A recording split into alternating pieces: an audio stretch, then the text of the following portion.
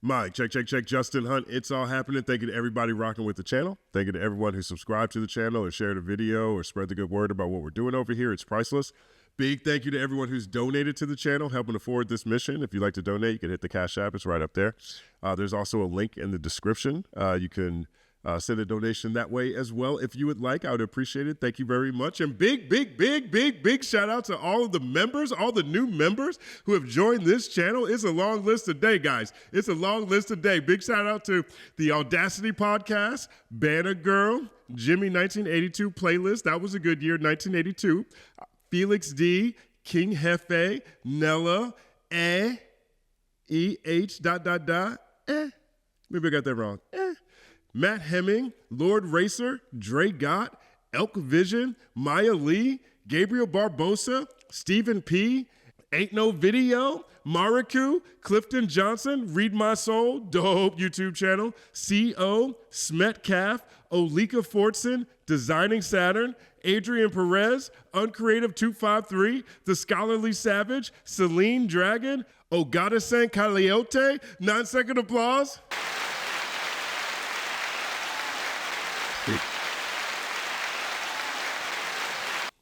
Thank you. So I haven't posted stories in a few days, and largely because we had Culture United, the first Culture United last week. It was a roundtable panel discussion with Curtis King, FD Signifier, Professor Sky, Rob Markman, and Jeremy Hecht, and myself. And so we talked about a few different topics. We talked about the new J. Cole track, Port Antonio, of course. We talked about the state of hip-hop media and algorithm and how the algorithm is affecting all of us. And we talked about dad rap, and it was dope. It was a great live stream. We had 3,000 to 4,000 people on pretty much the entire time. The live playback is available. There's also a clip on the channel for those of you who missed it. But it was a great time, and we're going to do it again. But I've realized, my daily coverage of news has been a little bit truncated because of that. We also have the full D1 interview that's on the channel right now. A few different things have been happening behind the scenes as well. Nevertheless, I really appreciate everybody, all the support around that. But there's one other perspective that I do want to touch on regarding this J. Cole Port Antonio track. Like, this has been a very divisive song, And, the crux of it, I think we covered pretty well in the Culture United conversation. But big shout out to Wayno. Wayno is, you guys probably know him best from Everyday Struggle, but he's an industry expert and veteran. And in his video, he pointed out a couple of things I thought were very interesting. Very, very interesting. And so let's take a look at Wayno. This does turn into news because he does have artists reacting to this, like, who are commenting around this. So let's take a look at the point that Wayno is making here. The year with Tyler Creator at the Grammys, a rap album of the year with the Gangsta Grills. We had a lot of good moments, a lot of good feelings, you know what I mean? We had fun there.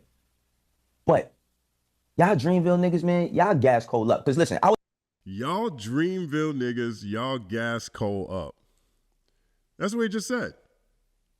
That's what Wayno just said. He said Dreamville is gassing Cole up. Let's hear it again. Y'all Dreamville niggas, man, y'all gas Cole up. Because listen, I was having sideline conversations with a lot of the homies. And a lot of my Dreamville homies was basically saying that Kendrick was, that he's overrated and that what has he done? And I'm like, yo, are y'all... Wayno is reporting that he had side conversations with Dreamville artists, and they were calling Kendrick overrated and questioning what he's done. What he's done. This is a big touch point we did not get to in the panel last week that I definitely want to make sure I cover, because this is a different thing.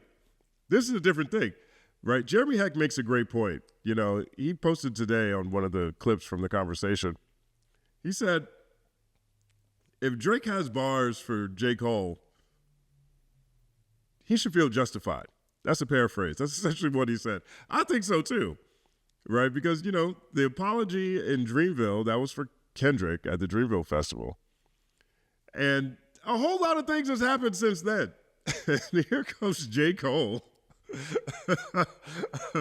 Like, the song itself has a reactionary element to it, to me, because the week leading up to it, a lot of people were talking about how it seemed like Drake was going to turn his attention to J. Cole and perhaps send shots his way.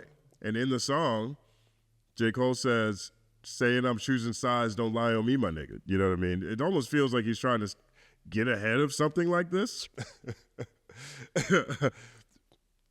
So to hear Wayno say now that Dreamville cats are gassing Cole up might play a role in some of the decision making that we're seeing from J. Carolina. Serious? So all this camaraderie that y'all made it seem like with the TDE, how they was locked in and this, that, and the third, this is all fake. And it bugged me out because I couldn't believe that at the point that it's one thing to say, okay, Kendrick done said something, we gonna rap at him, but it's another thing for like the homies around, you know, that's around Cole to be saying shit like, yeah, man, like he ain't never, or he ain't this, or don't nobody listen to that. And I'm like, yo, y'all dead serious? So that's crazy. That's really crazy. I always took that stance. And this is, when I said what I said, this was before J. Cole did his apology. Before the apology. Before the apology. So if those things happen before the apology,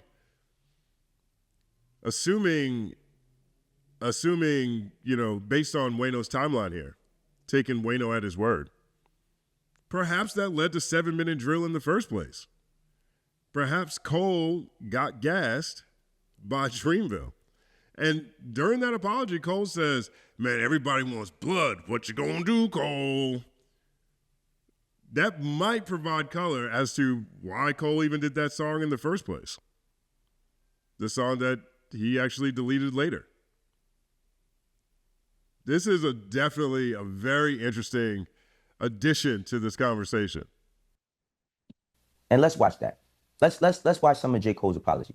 That God aligned me back up on my purpose and on my path. You know what I mean? I pray that my nigga really didn't feel no way. And if he did, my nigga, I got my chin out. Take your best shot. I'm gonna take that shit on the chin, boy. Do what you do. You know what I mean? Right. So hindsight is always 20/20, right? Looking back, I could see how if I'm Drake and I'm in the middle of this thing, I basically got attacked for the song that me and you did together in the midst of all of this that's going on, because this is before Euphoria even drops, right? You apologize and you start talking about how good of an artist he is and this, that, and the third, and da-da-da. And I'm going to give Cole. I 100% agree. Like, if I'm Drake, I'm looking at him very sideways. Very sideways.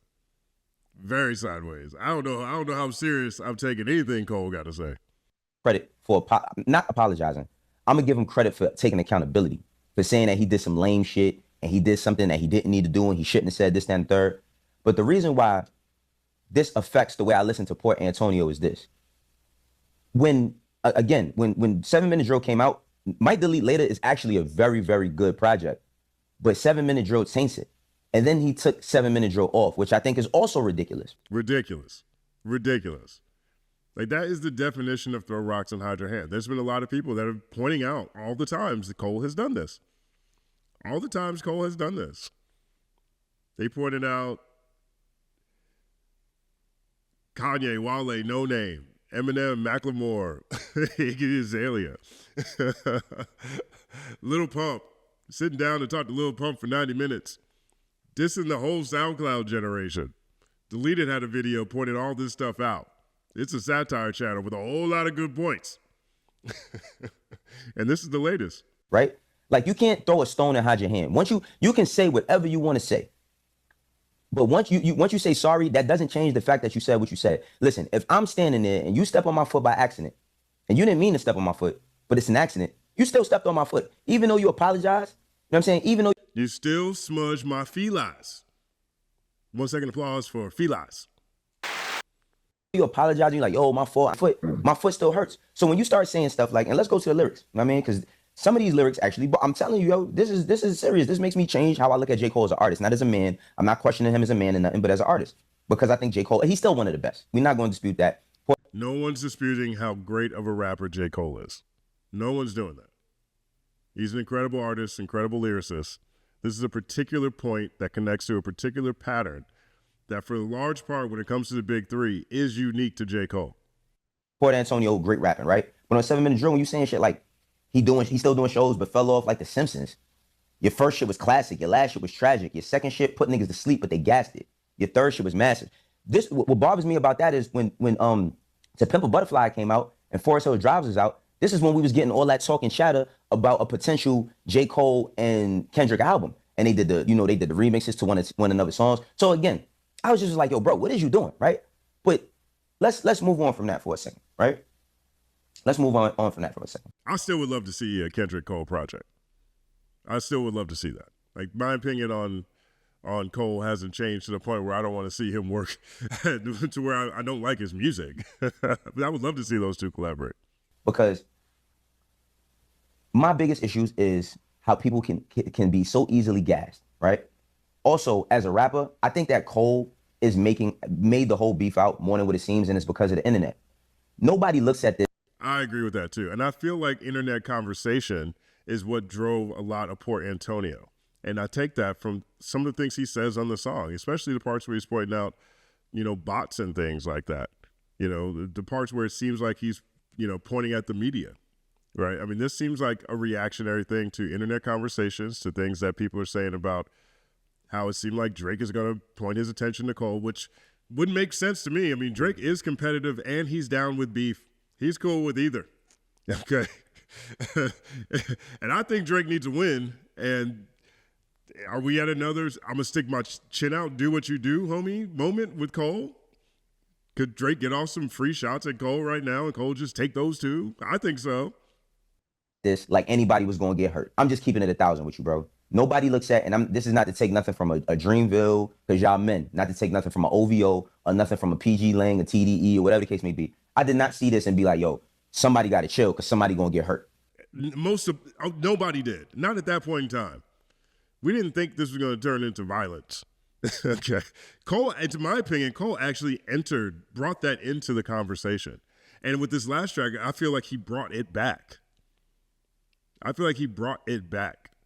Because generally speaking, he's the only other one to really talk. Like, Drake's been dropping songs, and he's been, doing shows and things. Kendrick dropped one song. J. Cole's been doing freestyles.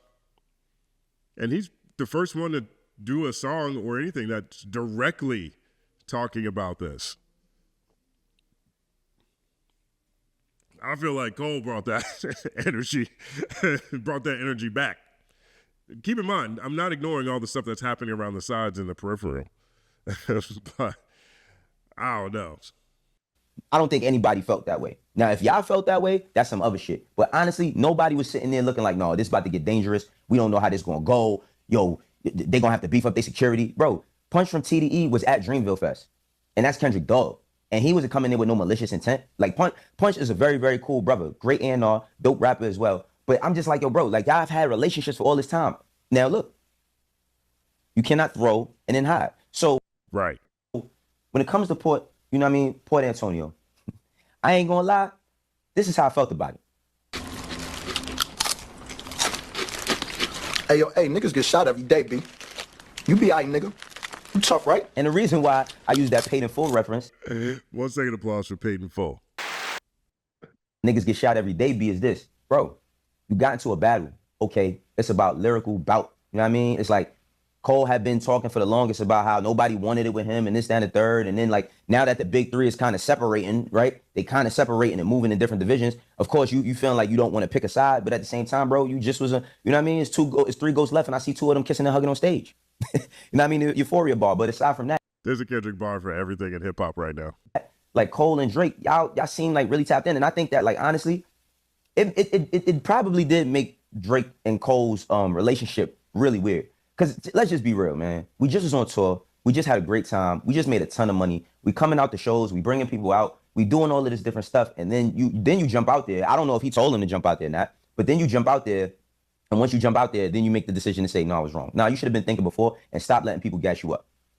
Should have been thinking before and stop letting people gas you up, right? I mean, this is a very interesting addition to this conversation. Again, this happened a couple of days ago, 3 days ago.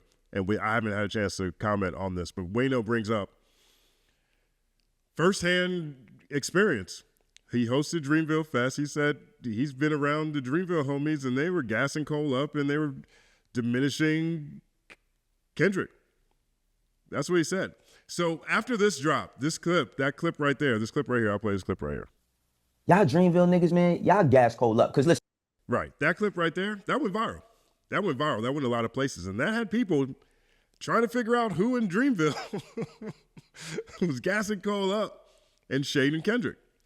So we got, take a look at this, right? So this is Mr. Busby, right? Why do I feel this was JID saying this? He's up here trying to guess. Why do I feel this was JID saying this, right? That's what he said. And then it's the first comment, JID don't give off hater energy. I'm going to give him the benefit of the doubt. The next comment, you should listen, this is Mr. Busby replying, you should listen to that freestyle he dropped. And I remember his Dreamville Fest freestyle where it sounded like he was ready to ride out for Cole. And also the high power sample didn't get cleared for his album and he felt a way about that. Next comment, I forgot about that sample not getting cleared. Right. All right. So the next comment. Nah, it's definitely this bum, right? Shout out to Boss. Boss is really talented. Boss is really talented. Okay. But this is Boss says, the court of bot opinions. This is an old post from May 7th, right? So it's not related to this. Right. Okay. So people are now literally trying to figure out who in Dreamville might have been the one who's downplaying Kendrick. Who might have been doing that? This is the byproduct of this J. Cole track.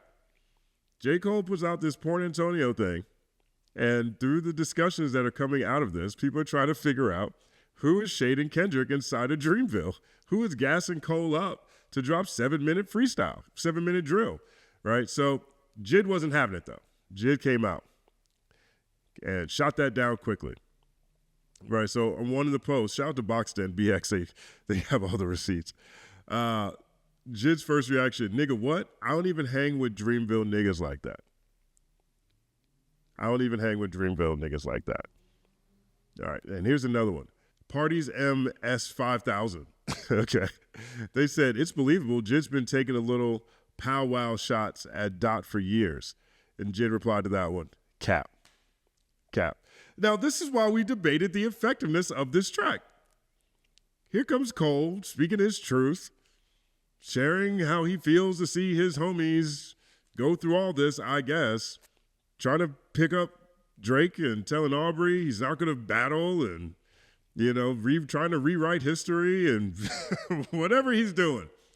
Whatever good intentions I guess he had, whatever good intentions he has have been completely misconstrued one way or another by a whole bunch of different people. And if I'm TDE, I'm not sure how I look at that. If I'm Kendrick, I don't know. If I'm Drake, I don't know. If I'm OVO, I don't know. And now we're at the point where people are like, yo, man, actually Dreamville been gassing Cole. Oh, man, who's been shading K-Dot? And JID has to come out and call cap. This is the ramifications of this song. Regardless of what it is or what it's not, J. Cole putting this song out now has members of his label out here defending themselves against allegations for gassing him up to create 7-minute drill in the first place, which he ended up deleting because his spirit felt wrong, only for him to show up 5 months later and causing more disruption. I don't know, man. These side missions with this battle are out of control. But at least this one's rap related. I just wanted to share this with you guys. Let me know what you think about all of this. Let me know in the comment section. My name is Justin Hunt. Like, subscribe to the channel, follow at The Company Man on everything. It's all happening.